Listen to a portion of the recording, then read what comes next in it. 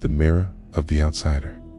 Have you ever smiled not because you were happy, but because you were afraid of what people would see if you didn't? Naruto Uzumaki did, almost every day. The boy with the loudest laugh was also the loneliest boy in the village. Not because he wanted to be, but because somewhere, long before memory had shape or meaning, the world taught him that his presence was a problem. So he learned to wear his need like a joke, to laugh before the world could laugh at him, to fall before anyone had the chance to push him. He learned that the best way to survive rejection was to invite it. Loud, clumsy, reckless, a mirror nobody wanted to look into. So he made himself into something else. A clown, a pest, a punchline, said. But underneath the noise, beneath the shouting and the orange jacket and the pranks that only got him punished, there was the real question. Why won't anyone look at me? We talk a lot about heroes. We admire their strength, their resolve, their victories. But the most powerful thing about Naruto isn't his Rasengan. It isn't his lineage or his power. It's the fact that, in a world that refused to love him, he kept trying to love it back. In this episode, we're not just looking at Naruto the ninja. We're looking at Naruto the child, the masked soul, the boy who tried to make people see him, even if it meant making a fool of himself. And maybe, just maybe, we've all been that boy, in our own ways, wearing smiles that lie, speaking loudly just to hear an echo, reaching out again and again, even when our hands come back empty. Because this isn't just a story about fighting, This is a story about being seen, and how, sometimes, that's the hardest battle of all, the invisible child. There's a kind of silence that follows you, even in the busiest of places. Not the comforting silence of solitude, but the sharp-edged kind, the silence of being erased. That was Naruto's world. He ran through the streets of the Hidden Leaf Village, trying to be noticed, trying to matter. Not just as a shinobi in training, but as a person, a child. But he wasn't greeted with warmth. He was met with cold glances, tight-lipped adults, whispers behind his back, mothers calling their children away as he passed. Not because of what he had done, but because of what he carried. The nine-tailed fox, the demon that tore through Konoha, leaving death in its wake. And though the fourth Hokage had given his life to seal that beast, he had sealed it inside a baby. That baby was Naruto. He didn't know this at first. All he knew was that the village hated him, but no one would tell him why. Imagine being 5 years old and realizing that everyone around you avoids you, that no one ever calls your name with kindness, that no one tucks you in or waits at the school gate or asks if you're okay. Children don't have the words for abandonment, They just feel it. And so, Naruto did what many rejected kids do. He acted out, Pulled pranks. He scribbled graffiti across Hokage monuments, He ran through the village yelling nonsense, because if he couldn't be loved, then maybe he could be noticed. It's easy to see him in those early episodes as just a troublemaker, but underneath the mischief was a strategy, a survival tactic. Psychologists refer to this as protest behavior. When children feel unseen or unloved, they often resort to behavior that provokes attention, even negative attention, because it still confirms their existence. Silence is too painful, so they create noise. Naruto's pranks weren't mindless, they were cries. They said, "Look at me, yell at me, punish me. If you have twos, just don't ignore me, And sometimes, in the brief moment when someone was scolding him, he almost looked happy, because for a second, he wasn't invisible. This is what makes Naruto's story so emotionally charged. It's not just the monster sealed inside him, it's the meaning people attached to that monster. It's the way children inherit legacies they never asked for. It's the way society projects its pain onto those least able to carry it. Carl Jung called this the shadow of the parts of ourselves we reject, repress, or disown. And what's tragic is that entire villages, entire families, often project their shadow onto the most vulnerable, those who can't fight back. Naruto became the scapegoat for trauma that belonged to the adults. And so, he grew up wearing a mask. That iconic grin, that loud voice, that exaggerated confidence. It was all armor, because the truth, the raw, unspoken truth was this. He was afraid that if people ever saw the real Naruto, they'd leave. Again, there's a scene quiet, almost too quiet, when Naruto sits alone on the swing outside the ninja academy. Children laugh nearby, parents chat at the gates. But Naru just swings, still, alone. It's a moment that needs no dialogue, because it speaks to something ancient in us, the primal fear of being left out, of being unloved, of being no one. We've all had our swing moments. Maybe not in a village, maybe not with literal demons sealed in our bodies, but emotionally, we felt it. The party we weren't invited to, the parent who was too busy, the message left unread, the smile we forced because we didn't want to seem needy. Naruto isn't just a character, he's a mirror, and sometimes when we look at him, we don't see a hero, we see ourselves, and we begin to ask, what would I do if the world erased me too? The persona of the clown. In every village, there's a fool. But sometimes, the fool is the one who sees most clearly. Not because they're wise, but because they've had to laugh with a broken heart. Naruto wore his laughter like armor. Not because he felt joy, but because he feared what people might see if he ever stopped smiling. It's a strange kind of performance to become a clown in the eyes of the world, just to protect the child within. Psychologists often talk about the persona term Carl Jung used to describe the mask we wear to survive, to fit in, to hide what feels too raw, too dangerous, too vulnerable to show. His persona was loud, bright, irritating even. He shouted his name before people could forget it. He declared his dream of becoming Hokage before anyone could question his worth. But beneath the orange jacket, the wide grin, the exaggerated antics, there was a boy running from silence, from the version of himself who sat alone on that swing, from the ache that he carried through the quiet halls of his apartment, from the question that had no answer. Why doesn't anyone want me? So he built a character not unlike a stage role, a class clown, the buffoon, the one who failed the ninja exams 3 times and still bragged about being the best, the one who ran headfirst into fights he had no chance of winning, the one who turned every insult into a punchline, because if people were laughing, even at him at least, they weren't ignoring him. But this is where it gets more complicated, because over time, Naruto became the clown.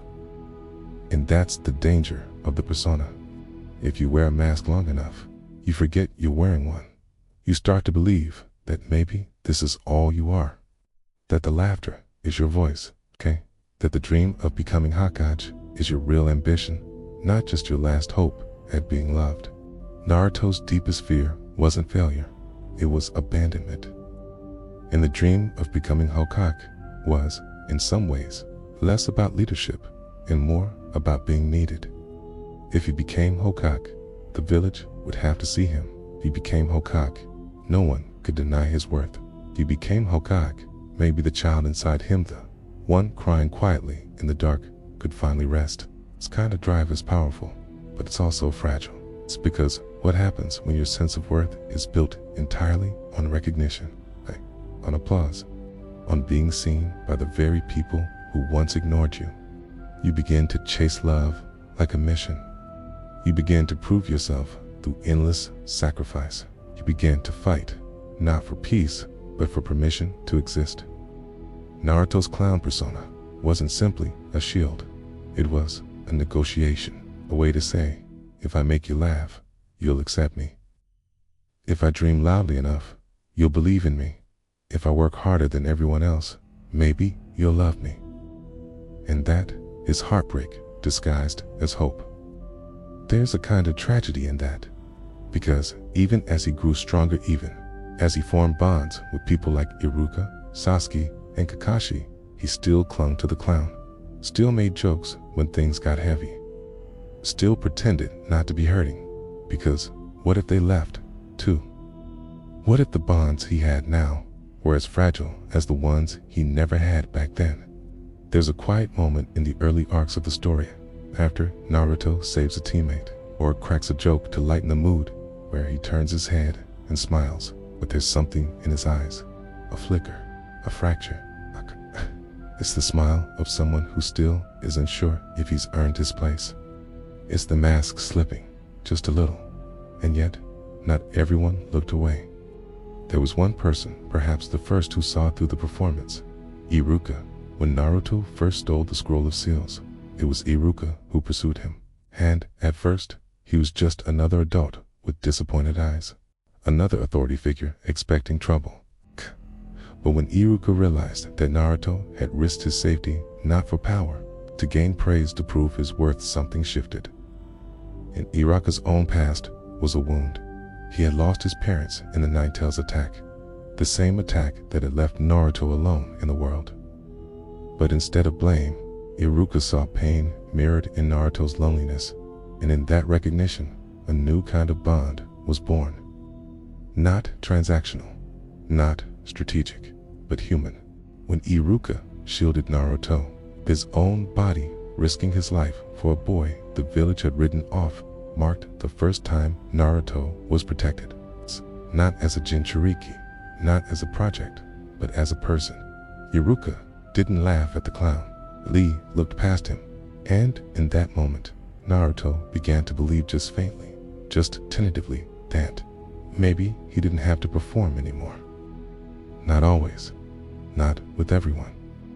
That belief would take years to blossom, but it began there.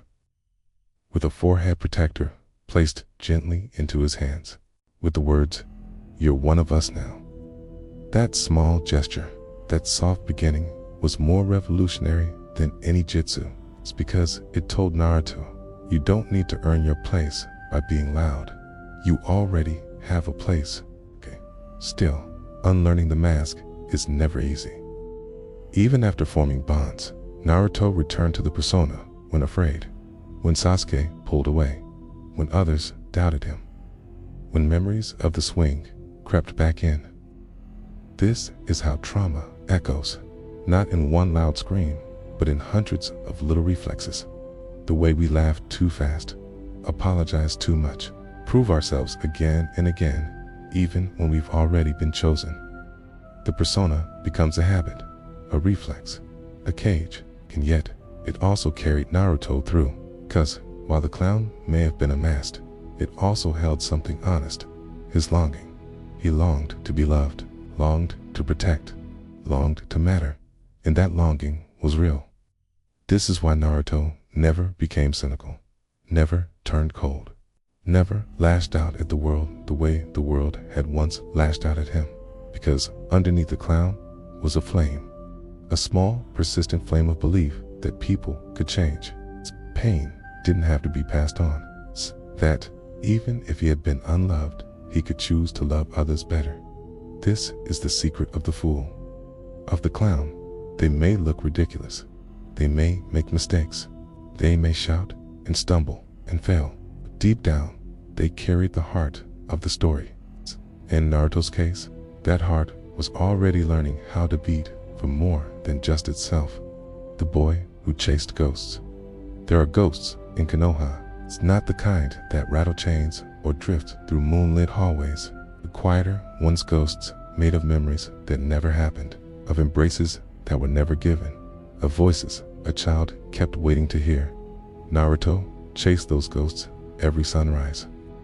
He chased them down empty streets, through crowded markets where no merchant greeted him, across rooftops where the wind was louder than any good morning. Ghosts of parents he never met, ghosts of laughter he never heard, ghosts of a birthday cake with candles that no one ever lit. And because a child cannot chase emptiness forever, he turned the chase into a performance.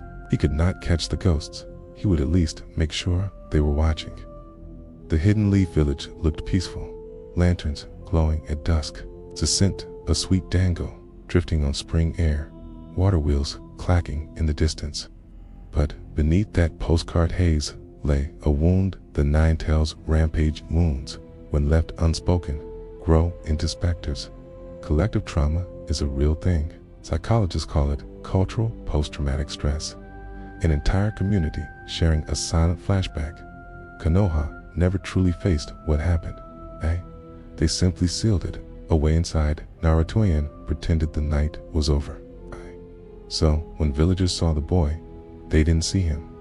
They saw the night the fox came.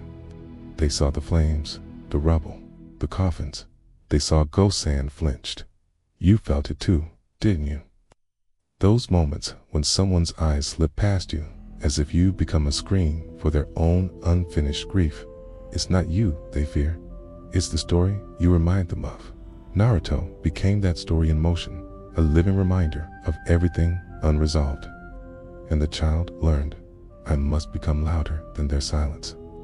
Most masks are heavy, but a clown's mask demands motion. Stop moving and the paint cracks. The smile freezes. The audience remembers it isn't real. So Naruto kept sprinting, physically, emotionally, spiritually. Run faster, train harder, dream bigger, laugh louder. The town saw chaos. Iruka saw a boy fleeing invisible hounds. In psychoanalytic terms, Naruto's behavior mirrors pursuer tactics, a set of anxiety-driven strategies children use when secure attachment is absent. If love won't stay still, chase it. If comfort won't arrive, create noise until someone notices you're missing it. We do this too, don't we? We overwork, overshare, overcommit, out of ambition, but out of terror that the room will fall silent and prove our worst fear. Maybe no one was listening in the first place. Enter Iruka Umino, academy instructor, orphan, war survivor. A man whose own childhood was carved open by the nine tails. When Iruka first looked at Naruto, bitterness flashed. Ghost meets ghost. The man saw the fox that killed his parents, cupped. Something else stirred recognition, saw the same emptiness mirrored back at him. Two orphans carrying the same night, but on opposite sides of the glass. That dual awareness cracked a spell. He could punish Naruto's prank, yes, but he couldn't deny the ache behind it. And in a single, pivotal moment, shielding the boy from Mizuki's Kuniaruka, chose empathy over projection. Therapy begins precisely there. When one human refuses to keep confusing another human with their ghosts. Haruka knelt, placed his forehead protector on Naruto's head, and said with a trembling voice, "You make mistakes, but you work hard, okay?" Translation for the child heart. I see you. I'm not leaving. For Naruto, the world tilted. Someone had finally separated him from the monster.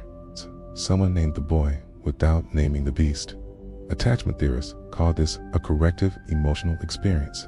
It doesn't erase the past, but it rewrites the brain's prediction of what people do next. Instead of abandonment, maybe, just maybe, someone will stay. The moment a ghost shifts from enemy to witness is addictive. After Iruka, Naruto wanted more of that feeling, proof that people could love him on purpose, not by accident. So the chase intensified. Every mission became a stage. Look, sensei, I learned Shadow Clone. Hey Sakura, I'll protect you. Watch me, Sasuke, catch up. Notice the pattern. Each gesture begs the same question. Will you clap? Social psychologists describe this as validation conditioning. Positive attention releases dopamine, so the brain chases bigger stunts for the next hit. Naruto wasn't chasing glory. He was chasing the chemical echo of Iruka's forehead protector against his blonde hair, chasing the memory of not feeling alone for 5 unbroken seconds. And let's be honest, we've all chased that echo. The like button, the promotion, the laugh at our joke, momentary proof we exist. Yet, for every Iruka, there was the swing. Loneliness didn't vanish. It crouched behind victories, waiting for dusk. When Naruto lay in bed after a successful mission, the room still echoed too loudly. Trophies don't hug you. Applause doesn't cook ramen at midnight. Trauma researchers say unintegrated wounds surface in stillness. That's why many trauma survivors fill schedules to the brim. The quiet is louder than any crowd. So Naruto filled his calendar with impossible dreams. Hokage, rescuing Sasuke, is having the entire shinobi world from itself. Yes, ghosts whisper loudest when you stop moving, and he had no intention of hearing them. Naruto's vow to become Hokage has layers. Secure the dream. If I lead, no one can exile me. Squeege, revenge dream. If I'm loved, their earlier hatred becomes their shame, not mine. Restoration dream. If I protect the village, maybe the Knight of the Nine Tails will finally be redeemed. Therapists call such multi-layered vows proxy dreams. We pursue outer milestones to heal inner fractures. Sometimes it works. Often it leaves the fracture hidden under metals. For Naruto, the proxy dream kept him alive. Literal motivation to train, to grow, to survive. Akatsuki, Kat. But the danger of a proxy dream is mistaking applause for intimacy, rank for belonging. There's a scene mid-series, brief but brutal. Naruto returns to the academy and catches sight of the old swing. He pauses. The camera lingers. No dialogue. Okay. In that silence, every ghost returns. Only now, they're quieter. Because Naruto is no longer alone on the playground. He carries Team 7 in his memories, Jiraiya's laughter in his heart, Iraka's pride in his chest. The swing hasn't vanished. Trauma never does. But something has changed. Naruto can stand still without disintegrating. That, psychologists say, is trauma integration, pain recalled, but no longer all-powerful. A ghost acknowledged becomes history, not destiny. And yet, one ghost refused to fade, Uchiha Sasuke. Because sometimes the ghost we chase isn't a memory, it's a person who mirrors every hidden part of us. Sasuke would walk away, and Naruto would sprint after him, not just to save a friend, but to rescue the part of himself that still believed abandonment was unavoidable. In the next act, we'll dive into that mirror, how the loudest boy in the village fell silent in the shadow of another orphan's grief, and how envy, longing, and brotherhood braided themselves into a single, unbreakable thread. So hold that image. Naruto beneath the swing's rusted chain, wind tugging at his orange jacket, eyes locked on a phantom, walking toward the dusk. Because the chase is far from over, and some ghosts can only be laid to rest when we face the shadow that walks beside us. Sasuke and the mirror of envy. Some mirrors don't hang on walls. Mirrors walk beside us, okay? And some of them run ahead, just far enough that we're always chasing. Sasuke Uchiha was that mirror for Naruto. Not a rival in the usual sense. Not just a friend. The shape of a life Naruto thought he should have had: quiet, admired, gifted, tragic, complete. From the moment they stood in the same classroom, Naruto's world folded in on itself, because here was someone who had everything, and still looked just as lost. Naruto grew up with nothing. No name anyone respected, no home that felt warm, no eyes looking out for him. Sasuke grew up with everything: famous clan, promising lineage, a brother whose name was spoken like a hymn. And then, in a single night, Sasuke lost it all. The massacre didn't just take his family, rewrote his identity. From golden boy to ghost chaser, from prodigy to survivor. So there they sat, one boy abandoned by the village, one boy embraced by a tand, then hollowed out, two orphans, two prisons, one made of absence, the other made of memory. When we envy someone deeply, it's not always because they're above us. It's because they reflect something buried inside us, something we want or fear will never become. In psychology, this is called shadow projection. You deny parts of yourself and then react strongly to others who embody them. Naruto projected his buried feelings onto Sasuke, his fear of being unlovable, his hunger for recognition, his belief that pain had to be earned before it could be seen.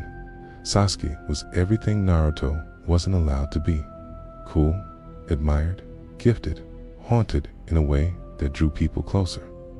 The village mourned Sasuke's loss. The village ignored Naruto's existence.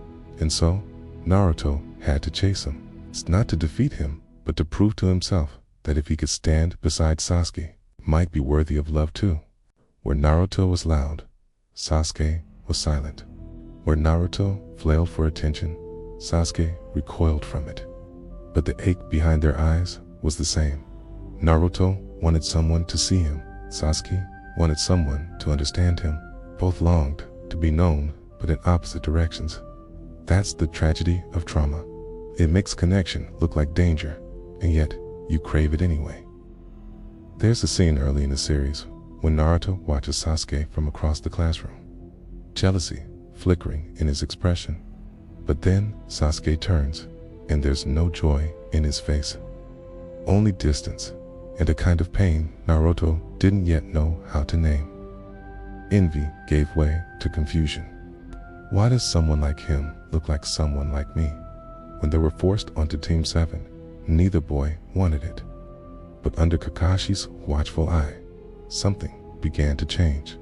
They bickered, they clashed. They measured each other like storm fronts, but when danger came, they moved like one. In those early missions, Naruto learned that Sasuke wasn't invincible, and Sasuke learned that Naruto wasn't weak. They didn't talk about it. They didn't have to. Shared trauma has a way of speaking in silence, two souls recognizing each other without needing a translator. What bloomed between them wasn't traditional friendship. It was something older, something wilder. A tether between shadows. Then came the fracture. The moment the bond bent too far, Sasuke, consumed by revenge, left the village. And Naruto chased him not out of duty, but desperation.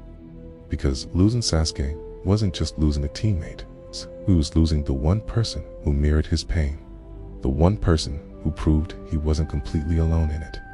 In psychological terms, Naruto's reaction wasn't rational, it was attachment panic. It's the sudden loss of a bonded figure triggers the same neural circuits as physical pain.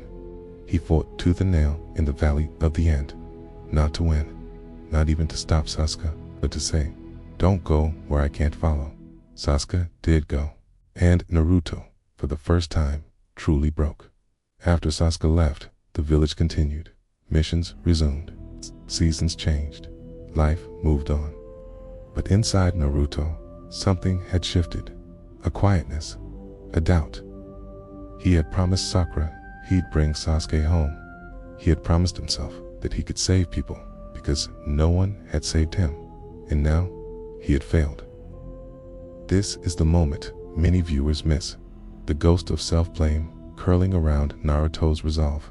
In trauma psychology, this is repetition, compulsion, the unconscious drive to recreate unresolved wounds in hopes of finally mastering them. Naruto had lost his family to fate. He would not lose Sasuke to choice, and so the chase resumed, this time not for approval, but for redemption. Why did he keep chasing? Why didn't he let go? Because Sasuke was the only one who saw Naruto before the mask was perfected. He saw the anger, the fear, the loneliness, because he lived it too. They were mirrors, and losing a mirror means forgetting your shape. So Naruto made himself a promise. I'll bring you back. Not because I need you, but because I need us.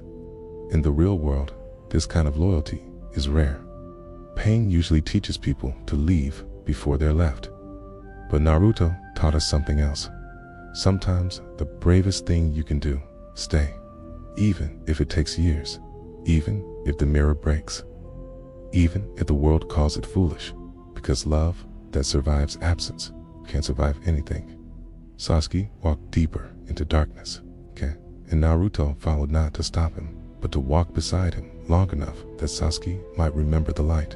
In the next act, we'll explore that descent, the path of vengeance, the hunger to rewrite the past, and what it really costs to build your identity around pain, because some people run toward the ghost they became, while others try to bring that ghost home. And the question lingers, What happens when the mirror finally looks back and shatters? The curse of knowing pain. There's a moment in life, subtle but seismic, when suffering becomes more than something to escape, when it becomes a mirror, a message, a curse turned code. In Naruto, no one embodies this paradox more powerfully than Nagato, or as the world came to know him. Pain. At first glance, Pain is a villain, a war criminal, a mass murderer preaching peace. But listen closely and you'll hear something else. Not justification, but desperation. Not ego, but ache. Beneath the metal rods, the apathy, the eerie calm of a god. It's a boy who watched everything he loved get torn apart. Again and again and again. Pain doesn't just cause pain, he understands it. And in that understanding, he becomes dangerous. Because he represents the part of us that has been broken so deeply, we decide the world must break too. If I can't be whole, no one can.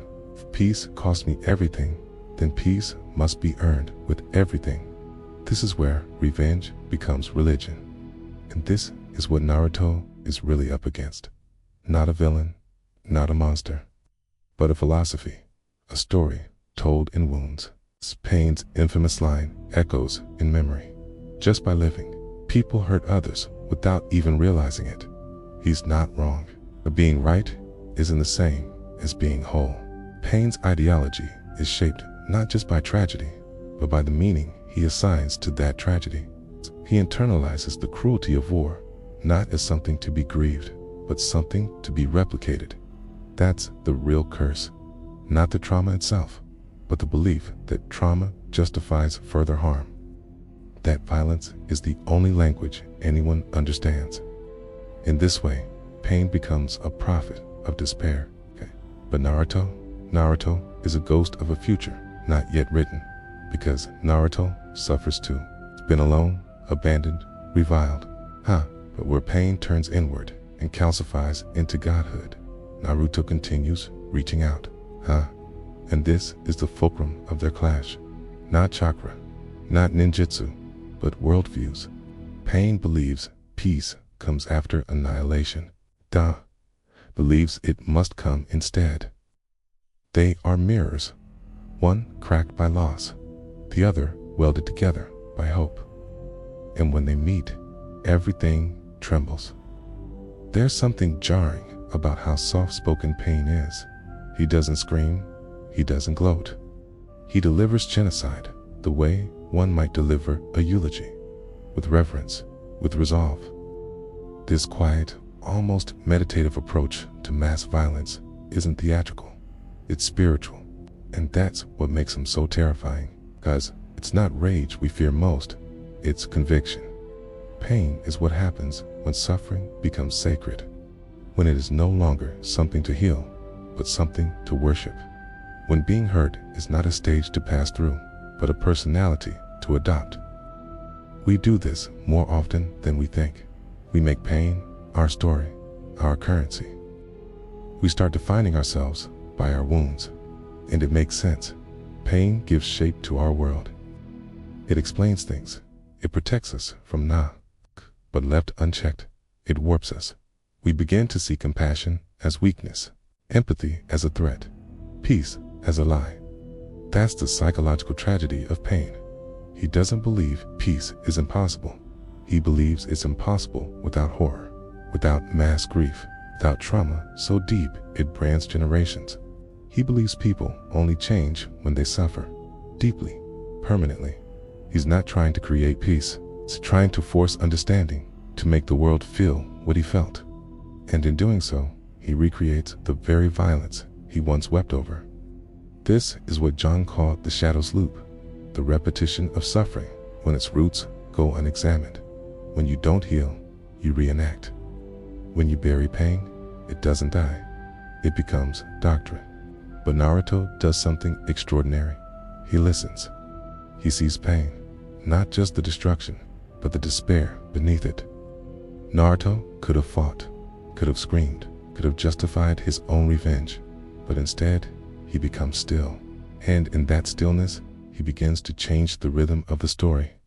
He breaks the loop because he, too, knows pain. But he didn't become it, carried it, sat with it. And he found something within it, not rage, but resolve. Naruto's true strength isn't in his chakra or his jutsus. It's in his refusal to abandon empathy, to become what hurt him.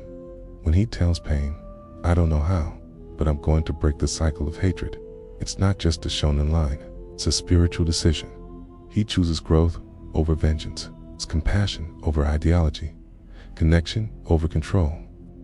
And for a moment, a breathless, impossible moment, it works.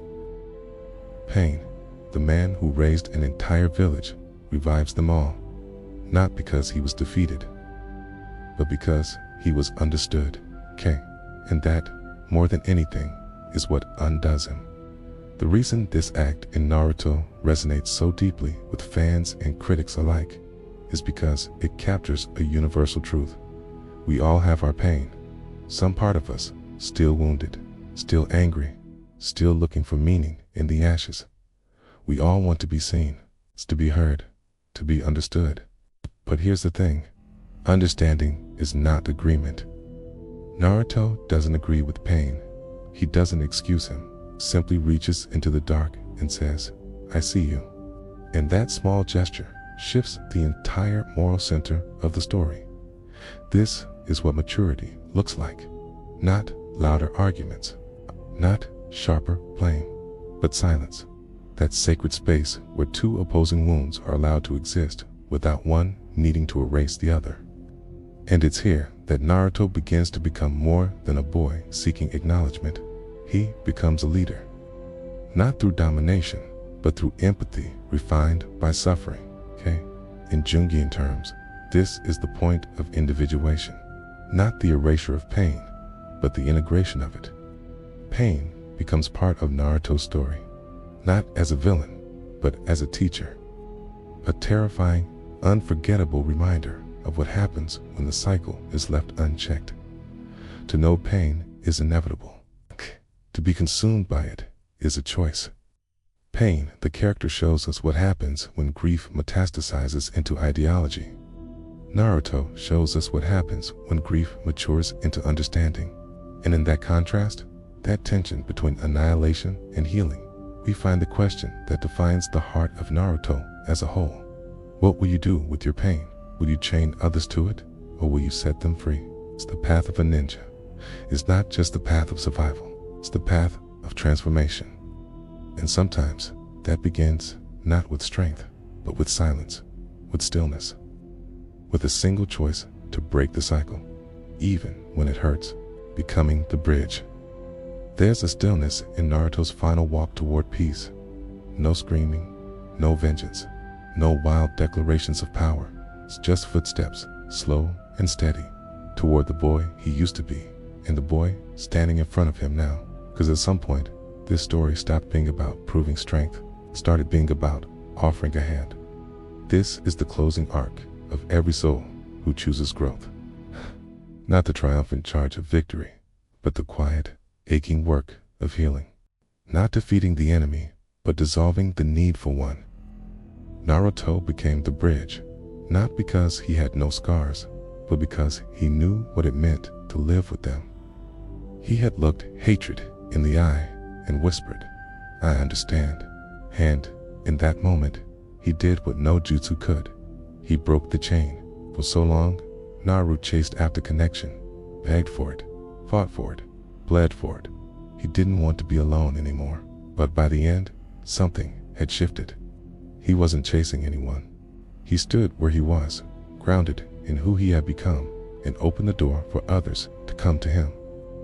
Not as a boy screaming into the void, but as a man who had learned to hold space for others, even the broken, especially the broken. He didn't just break the cycle, he absorbed it, transformed it. This, more than his title, more than any battle, is why he won. In every life, there's a moment where you realize healing is not about erasing what hurt you.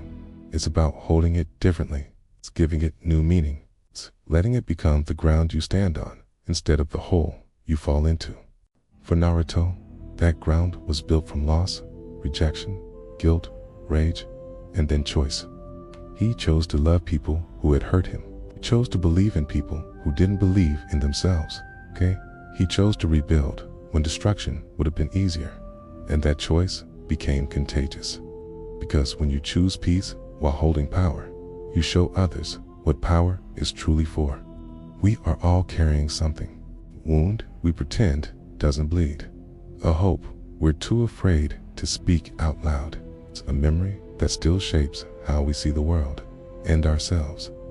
And maybe that's why Naruto resonates so deeply. Not because he was perfect. Not because he always knew what to do, but because he felt the way we do. Lonely, scared, angry, and still willing to try. He reached toward a world that kept turning away, and eventually he reached back. Sasuke once said Naruto was the only one who could stand in his way, but really, Naruto stood with him, not against him, not as a mirror, not as an opponent, but as a witness, a quiet vow that said, you don't have to stay lost.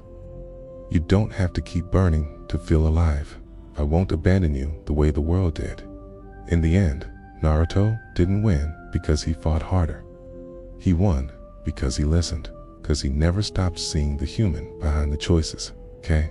And that, more than strength, is what the world desperately needs. So what does this mean for us? The ones watching, listening, remembering. It means maybe the most powerful thing you can do isn't to win the argument or prove the world wrong, but to hold space for others to become who they were meant to be without needing them to apologize for who they were before. It means becoming the bridge between what was and what could be. And maybe it means offering yourself the same compassion you offer to others, because you were also a child who wasn't chosen. You were also someone who smiled while breaking. You've chased your own ghosts, held your own ideals, felt your own pain, and you're still here, still trying, still learning how to make peace with yourself in a world that keeps asking for more. Carl Jung once said, the privilege of a lifetime is to become who you truly are. And sometimes that means walking alone. Sometimes it means standing still while the world spins out around you. Sometimes it means choosing peace, even when war feels easier. That's what Naruto did. Not perfectly, not painlessly, but with enough courage to change everything. So, if you're listening to this now, if something in you feels cracked open by his journey, let this be your invitation, okay? You do not have to stay trapped in the shape others gave you, okay? You do not have to earn your right to be loved. You do not have to carry your pain alone. You can choose to pause, to grow, to forgive, to become. You can be the bridge. Thank you for watching Threads of Self. If this story meant something to you, tell us how in the comments. What ghosts have you chased? What peace are you building? And if you want more reflections like this on anime, on life, on the myths we live, subscribe, share, and stay close. We've only just begun. See you in the next thread. Until then, take care of your mind. Take care of your heart. Take care of the child you used to be. He's still watching, and this time, is proud.